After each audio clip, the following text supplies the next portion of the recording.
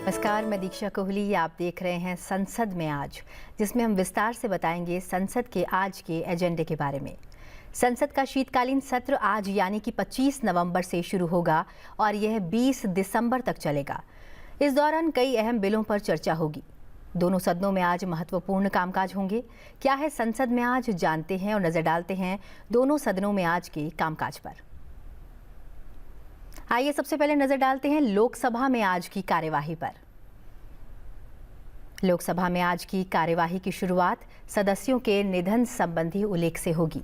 वर्तमान सदस्य चौहान वसंतराव बलवंतराव, वर्तमान और 15वीं लोकसभा के सदस्य रह चुके एसके नूरुल इस्लाम, 7वीं लोकसभा के सदस्य एमएम लॉरेंस, 11वीं लोकसभा के सदस्य एम पार्वती और 14वीं, 15वीं और 16वीं लोकसभा के सदस्य हरीशचंद्र देवराम चौहान के निधन का उल्लेख किया जाएगा।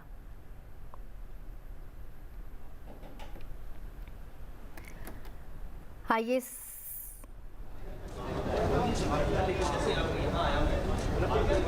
चाहते हैं कि जेपीसी से आते ही हम इसको तुरंत फिर से पार्लियामेंट में पेश करके फिर इसको हम पास करें।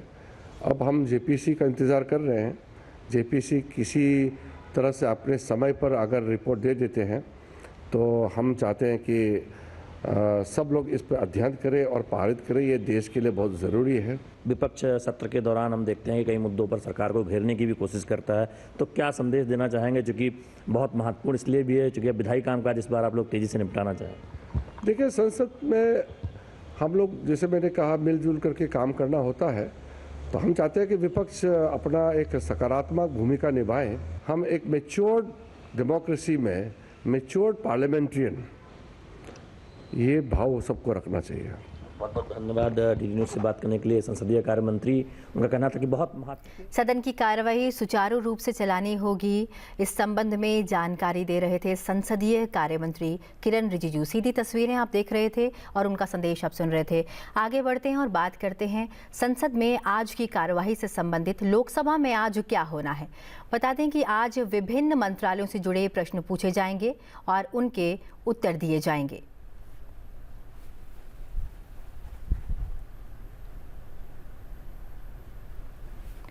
विभिन्न पटल पर विभिन्न मंत्रालयों से संबंधित पत्र रखे जाएंगे, जिनमें शामिल है संस्कृति मंत्रालय, शिक्षा मंत्रालय, वित्त मंत्रालय, पर्यावरण, वन और जलवायु परिवर्तन मंत्रालय, युवा कार्यक्रम एवं खेल मंत्रालय, कॉरपोरेट कार्य मंत्रालय,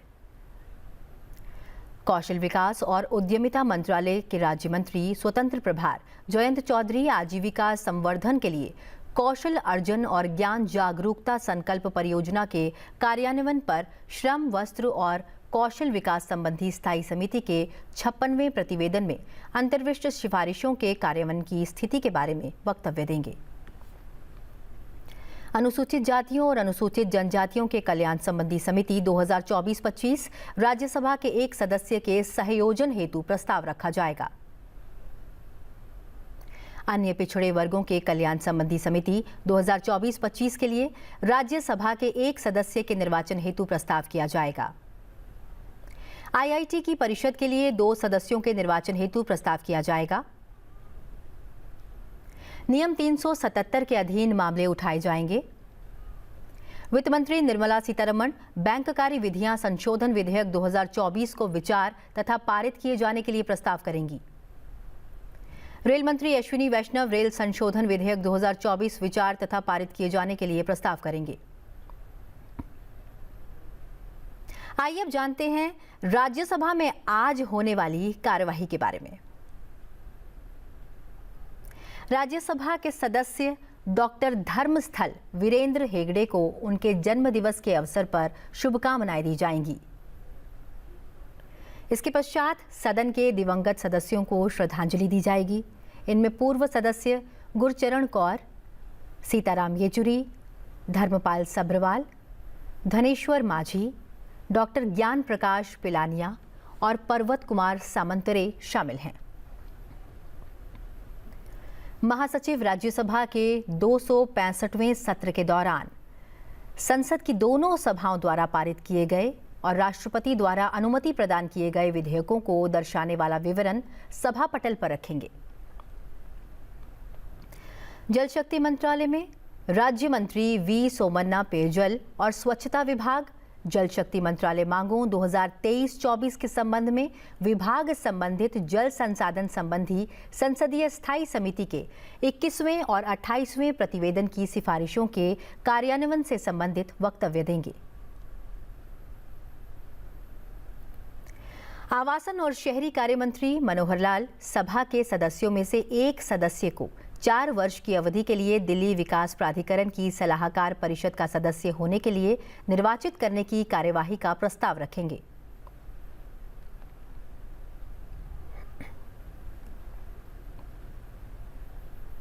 स्वास्थ्य और परिवार कल्याण मंत्री जगत प्रकाश नड्डा राष्ट्रीय मानसिक स्वास्थ्य और तंत्रिका विज्ञान संस्थान निमहंस बेंगलोर के लिए एक सदस्य के निर्वाचन का प्रस्ताव करेंगे। वहीं प्रश्नकाल में पृथक सूचियों में दर्ज प्रश्न पूछे जाएंगे और उनके उत्तर दिए जाएंगे। नागर विमानन मंत्री किंजरापु राममोहन नायडू भारतीय वायुयान विधेयक 2024 विचार तथा पारित किए जाने के लिए प्रस्ताव करेंगे। सत्र की कार्यवाही शुरू होने से पहले केरल और नांदेड़ सीट से उपचुनाव जीतकर आए 2 नए सांसदों को लोकसभा स्पीकर ओम बिरला शपथ दिलाएंगे। सरकार ने सत्र में विचार के लिए वक्फ संशोधन विधेयक सहित 16 विधेयकों की सूची तैयार की है। लोकसभा में 8 और राज्यसभा में 2 विधेयक लंबित हैं। शीतकालीन सत्र 2024 की शुरुआत से पहले 24 नवंबर को केंद्रीय रक्षा मंत्री राजनाथ सिंह की अध्यक्षता में संसद के दोनों सदनों के फ्लोर नेताओं की सर्वदलीय बैठक आयोजित की गई।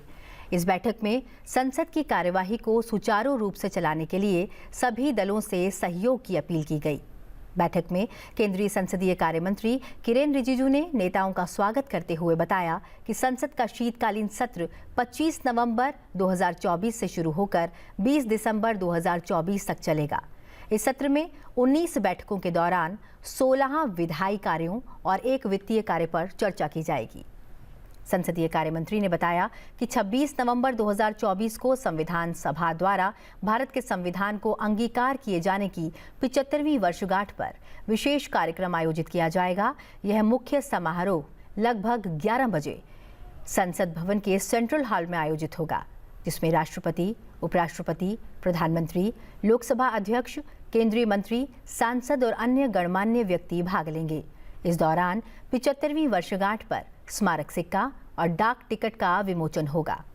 भारतीय संविधान की निर्माण यात्रा विषय पर पुस्तकें और कला प्रदर्शनी का लोकार्पण भी किया जाएगा और संविधान का संस्कृत और मैथिली संस्करण जारी किया जाएगा। इसके अलावा हमारा संविधान हमारा स्वाभिमान थीम के तहत पूरे देश में वर्ष भर कार्यक्रम आयोजित किए जाएंगे।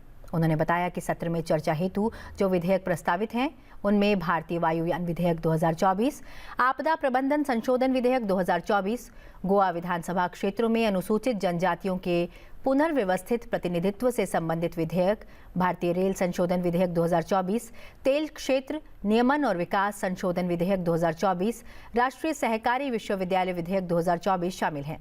इसके अतिरिक्त वित्तीय वर्ष 2024-25 के लिए अनुपूरक मांगों पर चर्चा और मतदान भी शामिल है।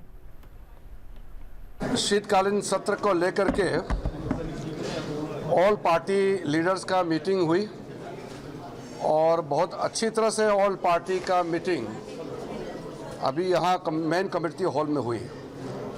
पूरे मिलाकर के 42 पॉलिटिकल लीडर्स, 30 पॉलिटिकल पार्टीज के नेता और पार्टी के फ्लोर लीडर का आज पार्टिसिपेशन हुई।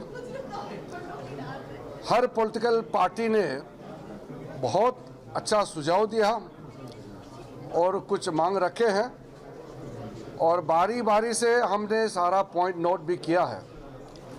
मैं आपको ये सूचित करना चाहता हूं कि जो पॉलिटिकल पार्टी के फ्लोर लीडर्स ने सुझाव दिया है उसको हम बिजनेस एडवाइजरी कमेटी में और राज्यसभा के चेयरमैन और लोकसभा के स्पीकर महोदय दोनों से बात करके फिर कौन कौन सा विषय चर्चा में लाना है इसको हम आगे बढ़ाएंगे।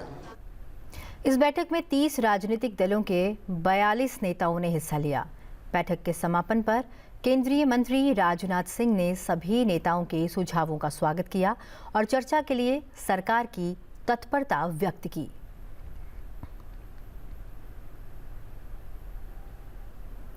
आइए अब जानते हैं शीतकालीन सत्र के पहले दिन यानी कि आज लोकसभा में प्रश्नकाल के दौरान किन मंत्रालयों से संबंधित कौन से तारांकित प्रश्न पूछे जाएंगे। कटक ओडिशा से भारतीय जनता पार्टी के सांसद भर्तृहरि मेहताब कॉरपोरेट कार्य मंत्री से PMIS के तहत इंटर्नशिप को बढ़ावा देने की कार्यनीतियों से जुड़ा प्रश्न करेंगे। वे जानना चाहेंगे कि क्या सरकार ने चालू वित्त वर्ष में 1.25 लाख इंटर्नशिप प्रदान करने के लक्ष्य के साथ PMIS शुरू की है। यदि हाँ, तो तत्संबंधी ब्यौरा क्या है। फिनटेक और ग्रीन टेक्नोलॉजी जैसे उभरते क्षेत्रों में इंटर्नशिप को बढ़ावा देने के लिए PMIS के अंतर्गत सरकार द्वारा क्या रणनीतियां लागू की गई हैं, जिससे यह सुनिश्चित किया जा सके कि इंटर्न भविष्य की नौकरी बाजार के रुझानों के अनुरूप प्रासंगिक अनुभव प्राप्त करें। तिरुपति आंध्र प्रदेश से युवाजन श्रमिक रायथू कांग्रेस पार्टी के सांसद मड्डीला गुरुमूर्ति श्रम और रोजगार मंत्री से MMMDWO स्कूलों के लिए नई बिल्डिंग से जुड़ा सवाल करेंगे। वे माननीय मंत्री से जानना चाहेंगे कि क्या कालीचेडू और तालुपुर गांव में mica mines labour welfare organisation स्कूलों की इमारतें 67 साल से अधिक पुरानी हैं और जीर्ण शीर्ण अवस्था में हैं और इनमें से कोई भी स्कूल भवन उपयोग लायक स्थिति में नहीं है। क्या सरकार को नए स्कूल भवनों के निर्माण के लिए कोई प्रस्ताव प्राप्त हुआ है? यदि हाँ, तो नए स्कूल भवनों के निर्माण के लिए निर्धारित समय क्या है? एर्नाकुलम केरल से भारतीय राष्ट्रीय कांग्रेस के सांसद हेबी ईडन शिक्षा मंत्री से शहरी और ग्रामीण स्कूलों में शैक्षिक और डिजिटल बुनियादी ढांचे में असमानताओं से संबंधित प्रश्न करेंगे। वे पूछेंगे कि क्या सरकार को हाल ही में आई उन रिपोर्टों की जानकारी है जिनमें शहरी और ग्रामीण स्कूलों के बीच शैक्षिक और डिजिटल बुनियादी ढांचे जैसे इंटरनेट कनेक्टिविटी और डिवाइस एक्सेसिबिलिटी में गंभीर असमानताओं को उजागर किया गया है और ग्रामीण क्षेत्रों में समान डिजिटल पहुंच सुनिश्चित करने के लिए की जा रही पहलों का ब्यौरा क्या है। इलाहाबाद उत्तर प्रदेश से भारतीय राष्ट्रीय कांग्रेस के सांसद उज्जवल रमन सिंह शिक्षा मंत्री से IIMS और केंद्रीय विश्वविद्यालयों में नियमित भर्तियों से जुड़ा सवाल करेंगे। वे जानना चाहेंगे कि पिछले 15 वर्षों के दौरान भारतीय प्रबंधन संस्थानों में सहायक प्रोफेसर, एसोसिएट प्रोफेसर और प्रोफेसर के लिए सृजित और भरे गए नियमित पदों की कुल संख्या संस्थानवार कितनी है और 1998 से 2021 तक केंद्रीय महाविद्यालयों और विश्वविद्यालयों में सहायक प्रोफेसर, एसोसिएट प्रोफेसर और प्रोफेसर के पद के लिए की गई नियमित भर्तियों की संख्या श्रेणीवार यानी अनारक्षित, सामाजिक तथा आर्थिक पिछड़ा वर्ग SC/ST कितनी है।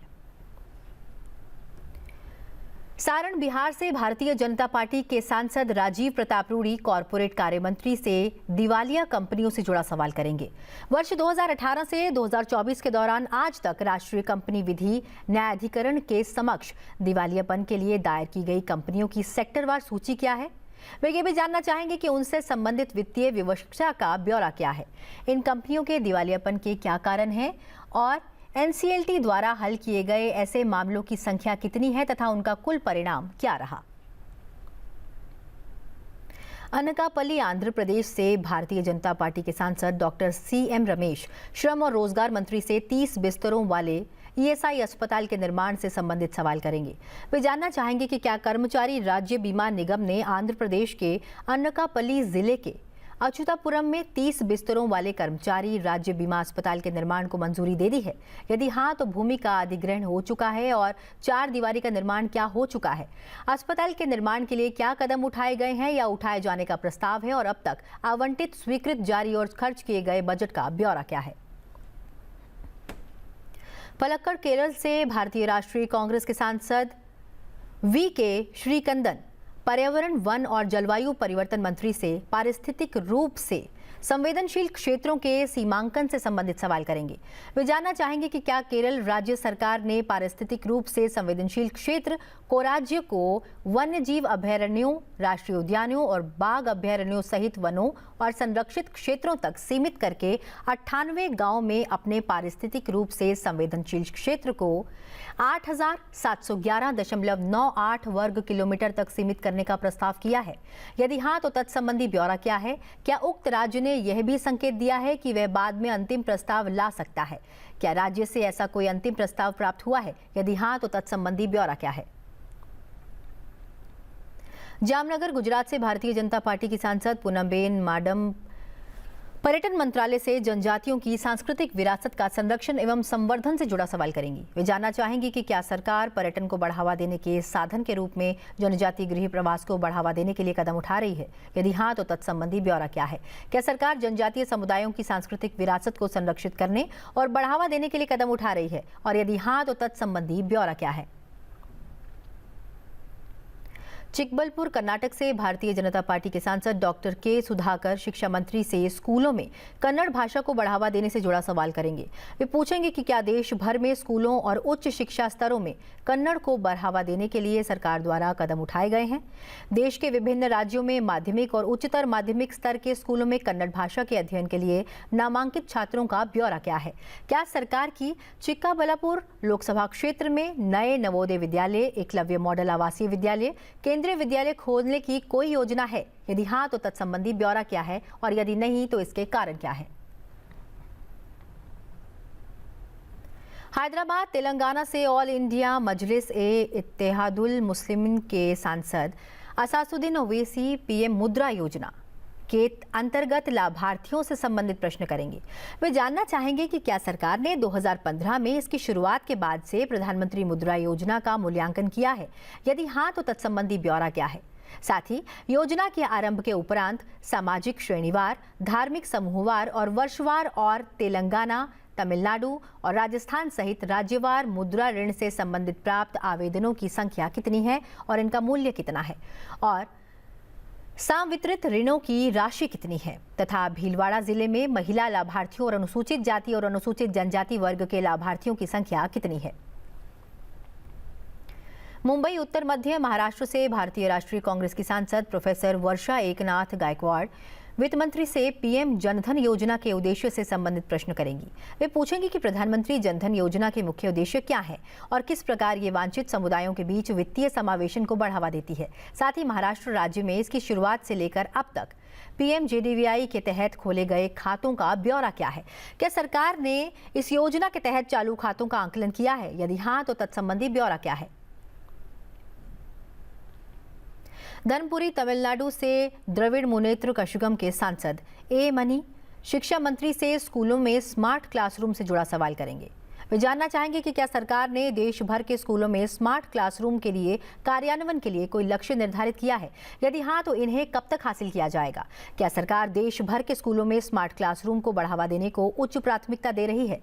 यदि हाँ, तो तमिलनाडु राज्य में पिछले 3 वर्षों और चालू वर्ष के दौरान स्थापित किए गए स्मार्ट कक्षाओं की संख्या कितनी है?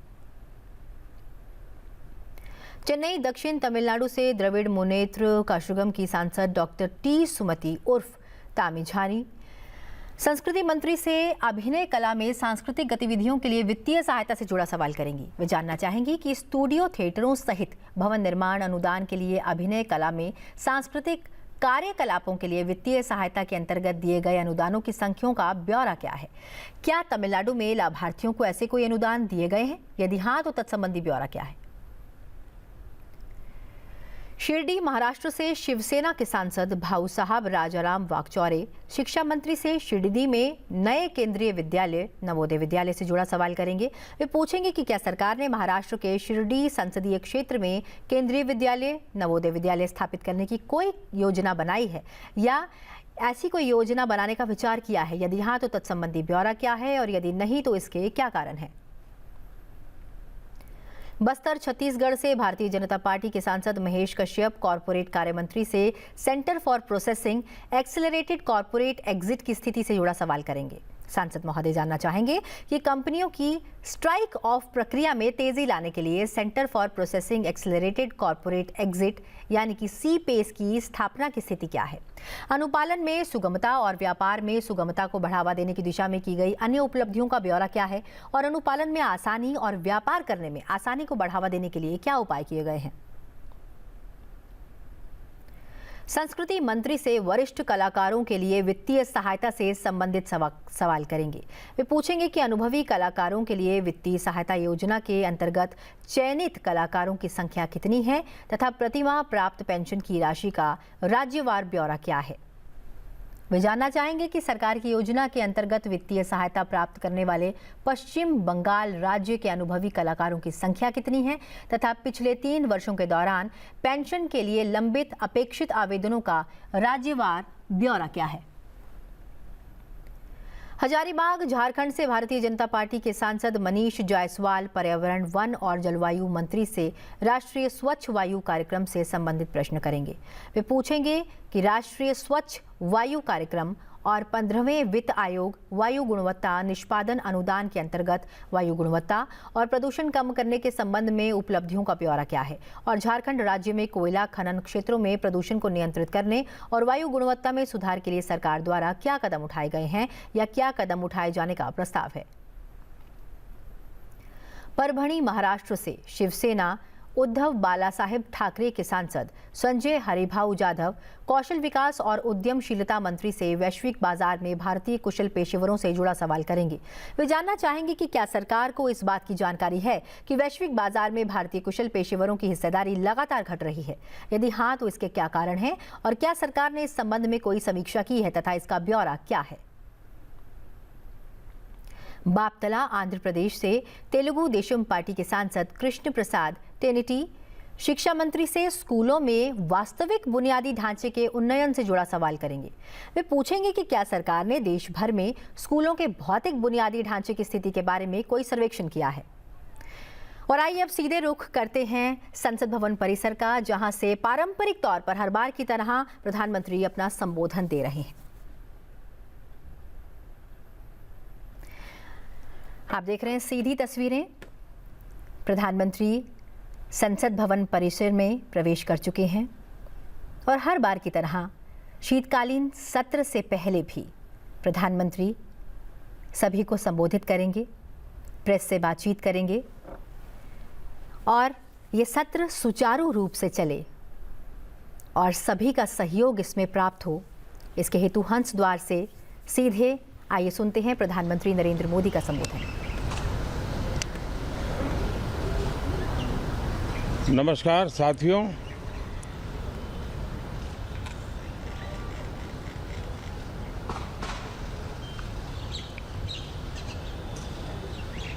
शीतकालीन सत्र है और माहौल भी शीत ही रहेगा।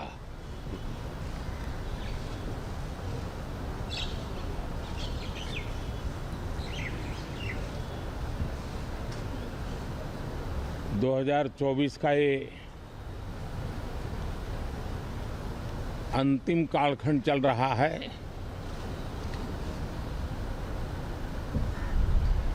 देश पूरे उमंग और उत्साह के साथ 2025 के स्वागत की तैयारी में भी लगा हुआ है। साथियों, संसद का ये सत्र अनेक प्रकार से विशेष है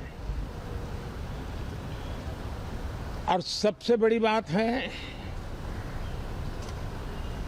हमारे संविधान के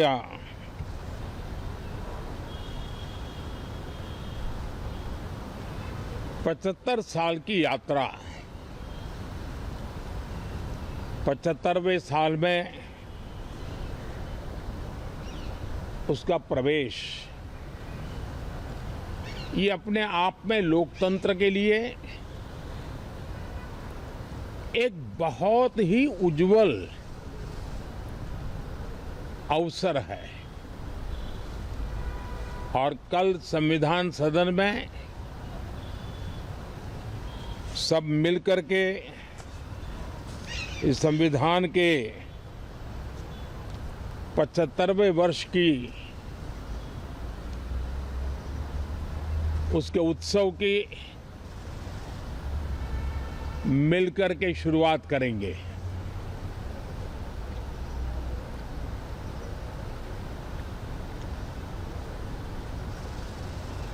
संविधान निर्माताओं ने संविधान निर्माण करते समय एक एक बिंदु पर बहुत विस्तार से बहस की है और तब जाकर के ऐसा उत्तम दस्तावेज हमें प्राप्त हुआ है। और उसकी एक महत्वपूर्ण इकाई है हमारी संसद। हमारे सांसद भी और हमारी संसद भी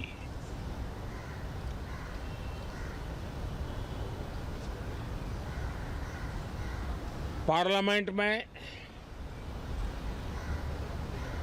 स्वस्थ चर्चा हो, ज्यादा से ज्यादा लोग चर्चा में अपना योगदान दें। दुर्भाग्य से कुछ लोगों ने अपने राजनीतिक स्वार्थ के लिए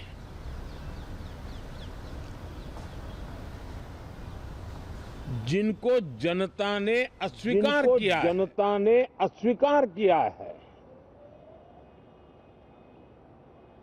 वे संसद को भी मुट्ठी भर लोगों के हुड़दंगबाजी से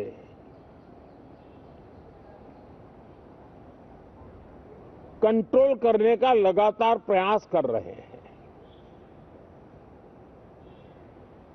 उनका अपना मकसद तो संसद की गतिविधि को रोकने से ज्यादा सफल नहीं होता है और देश की जनता उनके सारे व्यवहारों को काउंट करती है और जब समय आता है तो सजा भी देती है। लेकिन सबसे ज्यादा पीड़ा की बात यह है कि जो नए सांसद होते हैं, नए विचार, नई ऊर्जा लेकर के आते हैं और ये किसी एक दल में नहीं, सभी दल में आते हैं। उनके अधिकारों को कुछ लोग दबोच देते हैं। सदन में बोलने का उनको अवसर तक नहीं मिलता है। लोकतांत्रिक परंपरा में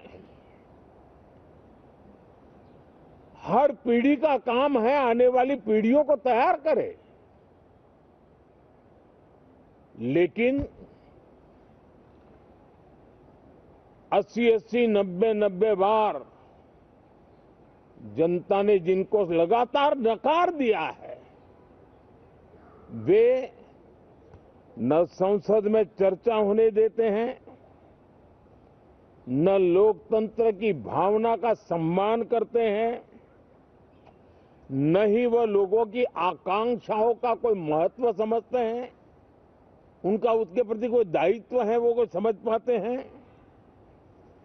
और उसका परिणाम है वो जनता की उम्मीदों पर कभी भी खरे नहीं उतरते हैं और परिणाम स्वरूप जनता को बार बार उनको रिजेक्ट करना पड़ रहा है।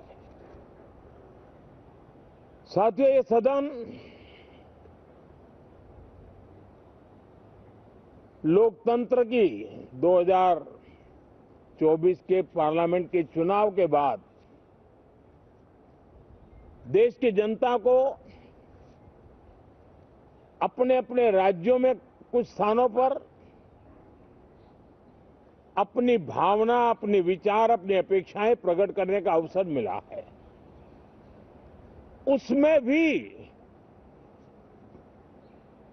2024 के लोकसभा के चुनाव के नतीजों को और अधिक ताकत दी गई है राज्यों के द्वारा। और अधिक बल प्रदान किया गया है और अधिक समर्थन का व्याप बढ़ा है और लोकतंत्र की ये शर्त है कि हम जनता जनार्दन की भावनाओं का आदर करें, उनकी आशा अपेक्षाओं पर खरा उतरने के लिए दिन रात मेहनत करें। मैं बार बार खास करके विपक्ष के साथियों से आग्रह करता रहा हूं और कुछ विपक्ष बहुत जिम्मेदारी से व्यवहार करते भी हैं। उनकी भी इच्छा रहती है कि सदन में सुचारू रूप से काम हो, लेकिन लगातार जिनको जनता ने नकार दिया है वे अपने साथियों की बात को भी दबोच देते थे, उनकी भावनाओं का भी अनादर करते हैं, लोकतंत्र की भावनाओं का अनादर करते हैं। मैं आशा करता हूं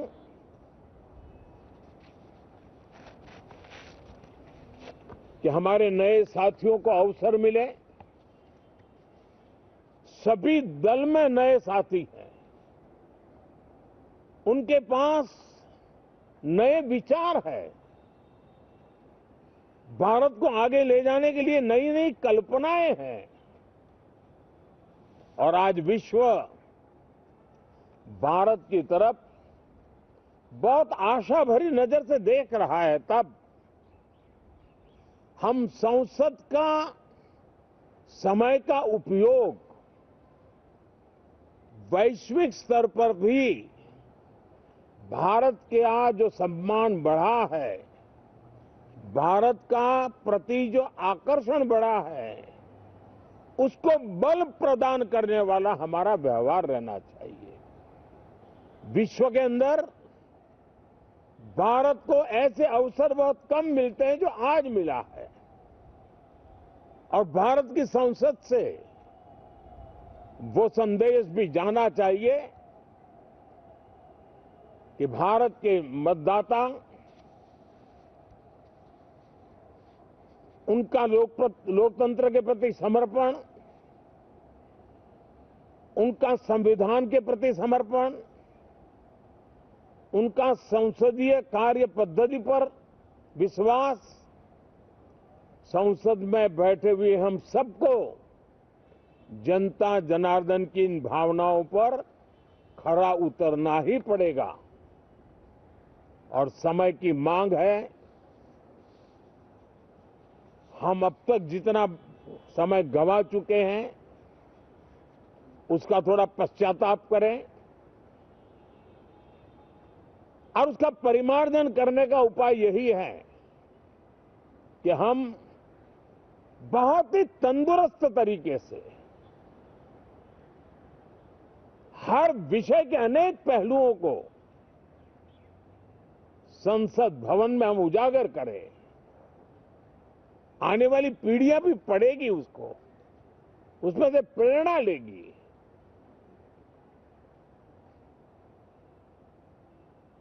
मैं आशा करता हूं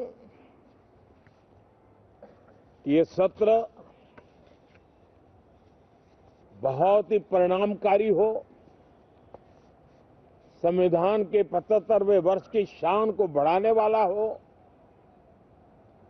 भारत की वैश्विक गरिमा को बल देने वाला हो, नए सांसदों को अवसर देने वाला हो, नए विचारों का स्वागत करने वाला हो। इसी भावना के साथ मैं फिर एक बार सभी माननीय सांसदों को उमंग और उत्साह के साथ इस सत्र को आगे बढ़ाने के लिए निमंत्रित करता हूं, स्वागत करता हूं। आप सब साथियों का भी बहुत बहुत धन्यवाद। नमस्कार। आप सुन रहे थे प्रधानमंत्री नरेंद्र मोदी को। सीधी तस्वीरें आप देख रहे हैं संसद भवन के बाहर की, जहां पर प्रधानमंत्री ने आह्वान किया कि सभी को समान मौका मिले। नए जितने भी सदस्य हैं उन्हें अधिक से अधिक बोलने का मौका मिले। साथ ही प्रधानमंत्री ने कहा कि लोकतंत्र की भावना और जनता की आकांक्षाओं का सम्मान बेहद ज़रूरी है, जिसका ध्यान हम सभी को मिलकर रखना है। बहरहाल 2024 के आखिरी सत्र यानी कि शीतकालीन सत्र से पहले आप सुन रहे थे प्रधानमंत्री नरेंद्र मोदी का संबोधन। अब बढ़ते हैं आगे। लोकसभा में प्रश्नकाल के दौरान कॉरपोरेट कार्य, संस्कृति, शिक्षा, पर्यावरण, वन और जलवायु परिवर्तन, वित्त, श्रम और रोजगार, उद्यमशीलता, पर्यटन, युवा कार्यक्रम और खेल मंत्रालय से संबंधित सवाल पूछे जाएंगे। आइए एक नजर डालते हैं इन सवालों का जवाब कौन कौन से मंत्री देंगे। लोकसभा में प्रश्नकाल के दौरान 3 सवाल कॉरपोरेट कार्य मंत्रालय से संबंधित पूछे जाएंगे। इसका जवाब केंद्रीय कॉरपोरेट कार्य मंत्री निर्मला सीतारमण देंगी। प्रश्नकाल के दौरान 2 सवाल संस्कृति मंत्रालय से संबंधित पूछे जाएंगे, जिसका जवाब केंद्रीय पर्यटन मंत्री गजेंद्र सिंह शेखावत देंगे। शिक्षा मंत्रालय से संबंधित 6 सवाल पूछे जाएंगे, जिसका जवाब केंद्रीय शिक्षा मंत्री धर्मेंद्र प्रधान देंगे। लोकसभा में 2 सवाल पर्यावरण, वन और जलवायु परिवर्तन मंत्रालय से संबंधित पूछे जाएंगे और इसका जवाब केंद्रीय पर्यावरण, वन और जलवायु परिवर्तन मंत्री भूपेंद्र यादव देंगे। प्रश्नकाल के दौरान 2 सवाल वित्त मंत्रालय से संबंधित पूछे जाएंगे, जिसका जवाब केंद्रीय वित्त मंत्री निर्मला सीतारमण देंगी। श्रम और रोजगार मंत्रालय से संबंधित 2 सवाल प्रश्नकाल के दौरान लोकसभा में पूछे जाएंगे, जिसका जवाब केंद्रीय श्रम और रोजगार मंत्री डॉक्टर मनसुख मांडविया देंगे। लोकसभा में प्रश्नकाल के दौरान 1 सवाल कौशल विकास और उद्यमशीलता मंत्रालय से संबंधित पूछा जाएगा, जिसका जवाब केंद्रीय राज्य मंत्री स्वतंत्र प्रभार जयंत चौधरी देंगे। लोकसभा में प्रश्नकाल के दौरान 2 सवाल पर्यटन मंत्रालय से संबंधित पूछे जाएंगे, जिसका जवाब केंद्रीय पर्यटन मंत्री गजेंद्र सिंह शेखावत देंगे। आइए अब जानते हैं सदन के उच्च सदन यानी कि राज्यसभा में प्रश्नकाल के दौरान कौन से प्रश्न पूछे जाएंगे। प्रश्नकाल के दौरान राज्यसभा में विभिन्न मंत्रालयों से 15 प्रश्न पूछे जाएंगे। इस संबंध में महाराष्ट्र से भारतीय जनता पार्टी की सांसद डॉक्टर मेधा विश्राम कुलकर्णी का प्रश्न जल शक्ति मंत्रालय से होगा। उनके प्रश्न पुणे में सीवेज शोधन संयंत्र के बारे में हैं। उनके प्रश्न है कि पुणे में सीवेज शोधन संयंत्र की वर्तमान क्षमता का ब्यौरा क्या है और क्या यह क्षमता शहर के सीवेज उत्पादन के अनुरूप है, और क्या सरकार नई सीवेज शोधन सुविधाएं स्थापित करने की योजना बना रही है। यदि हाँ, तो नई सीवेज शोधन सुविधाओं संबंधी कार्य के पूर्ण होने की समय सीमा क्या है। उत्तर प्रदेश से भारतीय जनता पार्टी के सांसद डॉक्टर के लक्ष्मण का प्रश्न नागर विमानन मंत्रालय से होगा। उनके प्रश्न है कि विमानपत्तनों पर हरित ऊर्जा के उपयोग को बढ़ावा देने के लिए क्या उपाय किए गए हैं। विगत 3 वर्षों के दौरान हरित ऊर्जा प्रौद्योगिकी से सज्जित विमानपत्तनों की संख्या कितनी है और विमानपत्तनों को कार्बन न्यूट्रल बनाने के लिए भावी रूपरेखा क्या है। केरल से सीपीआईएम के सांसद ए रहीम का प्रश्न अल्पसंख्यक कार्य मंत्रालय से होगा। उनके प्रश्न है कि देश में विभिन्न संघर्षों में कितने चर्चों पर हमले किए गए हैं, जिन्हें पूर्ण और आंशिक हमलों के रूप में वर्गीकृत किया गया है, उससे संबंधित ब्यौरा क्या है। वर्तमान में कितने लोगों के विरुद्ध इस संबंध में मामले दर्ज हैं और कितने लोगों को दंडित किया गया है और कितने लोगों पर अभी भी मुकदमा चल रहा है। महाराष्ट्र से नेशनलिस्ट कांग्रेस पार्टी शरद चंद्र पवार की सांसद डॉक्टर फौजिया खान का प्रश्न नागर विमानन मंत्रालय से होगा। उनके प्रश्न है कि एयरपोर्ट्स की छत के गिरने संबंधी हालिया घटनाओं का ब्यौरा क्या है। क्या इस क्षेत्र को पर्याप्त बजट आवंटित किए जाने के बावजूद इतना महत्वपूर्ण शहरी बुनियादी ढांचा विफल हो रहा है। यदि हाँ, तो इस संबंध में क्या उपाय किए गए हैं और यदि नहीं, तो इसके क्या कारण हैं। महाराष्ट्र से भारतीय जनता पार्टी के सांसद धैर्यशील मोहन पाटिल के प्रश्न नागर विमानन मंत्रालय से होंगे। उनके प्रश्न है कि क्या सरकार ने विमानों को मिलने वाली हाल की बम संबंधी धमकियों और एयरलाइन सुरक्षा नवाचार को बढ़ाने की आवश्यकता पर ध्यान दिया है। यदि हाँ, तो क्या सरकार जांच, निगरानी और विमान को मिलने वाली सुरक्षा संबंधी धमकियों पर जवाबी कार्रवाई के लिए क्या नए संशोधित नवाचार लागू करने की योजना बना रही है। उन्नत प्रौद्योगिकी कार्यान्वयन या फिर सुरक्षा कर्मियों के प्रशिक्षण में वृद्धि की किसी योजना सहित किन्हीं प्रस्तावित नवाचारों का ब्यौरा क्या है और हवाई यात्रा का अधिक सुरक्षित वातावरण सुनिश्चित करने के लिए नए सुरक्षा उपायों को लागू करने के संभावित समय सीमा क्या है। ये भी सवाल पूछे जाएंगे। तमिलनाडु से एआईएडीएमके के सांसद आर धमार के प्रश्न जल शक्ति मंत्रालय से होंगे। उनके प्रश्न है कि जल शक्ति अभियान की मुख्य विशेषताएं क्या हैं, इस अभियान के लिए केंद्रित हस्तक्षेप का ब्यौरा क्या है, बीते 3 वर्षों के दौरान तमिलनाडु में इस अभियान के अंतर्गत स्वीकृत, आवंटित और उपयोग की गई धनराशि का ब्यौरा क्या है, तमिलनाडु में जल संकटग्रस्त जिलों का ब्यौरा क्या है, क्या सरकार ने देश भर में इस अभियान के माध्यम से भूजल की कमी को नियंत्रित करने और वर्षा जल संचयन संरक्षण को बढ़ावा देने पर ध्यान केंद्रित किया है, इसका ब्यौरा दें। तमिलनाडु सहित देश भर में निर्धारित लक्ष्य और प्राप्त उपलब्धियों का ब्यौरा भी वे लेना चाहेंगे। मणिपुर से भारतीय जनता पार्टी के सांसद महाराजा संजाओबा लिशंबा के प्रश्न नागर विमानन मंत्रालय से होंगे। उनका प्रश्न है कि दिल्ली इम्फाल उड़ानों में गुवाहाटी कोलकाता होकर संचालित होने वाली दैनिक साप्ताहिक उड़ान सेवाओं की संख्या कितनी है, देश में या उड़ान क्षेत्रों में हवाई किराए के निर्धारण के लिए मौजूदा नीतियों का ब्यौरा क्या है, क्या पूर्वोत्तर राज्यों विशेषकर मणिपुर से आने वाले यात्रियों के लिए कोई रियायती दर लागू है और क्या मणिपुर की मौजूदा स्थिति को देखते हुए इन लोगों के लिए विशेष किराया श्रेणी के तहत हवाई यात्रा करना संभव होगा, क्योंकि सड़क मार्ग के असुरक्षित होने के कारण लोग केवल हवाई मार्ग से यात्रा करने के लिए ही विवश हैं।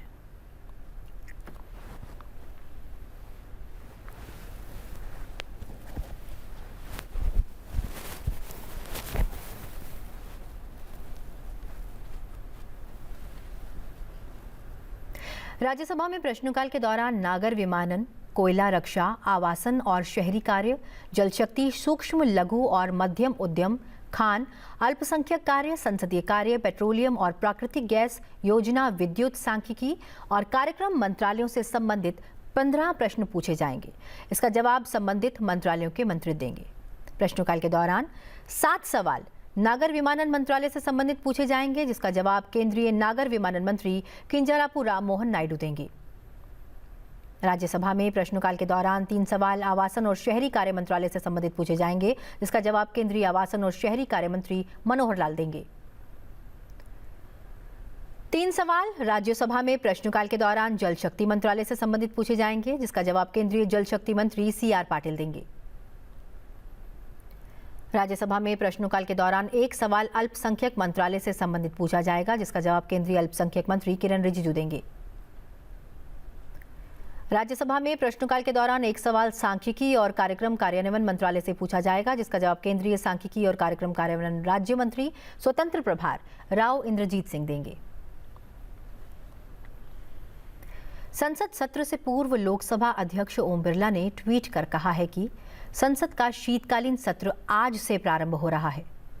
उन्होंने कहा है कि मुझे विश्वास है कि सत्र के दौरान सभी माननीय सदस्यों के सकारात्मक संवाद और सहयोग के माध्यम से जनहित के विषय प्रतिबिंबित होंगे। इससे न केवल सदन की कार्यक्षमता में वृद्धि होगी, बल्कि राष्ट्र निर्माण में भी हमारे योगदान का मार्ग प्रशस्त होगा। मैं आशान्वित हूं कि सभी माननीय सदस्य संसदीय प्रक्रियाओं का सदुपयोग करते हुए सदन में प्रभावी कार्यकरण सुनिश्चित करेंगे।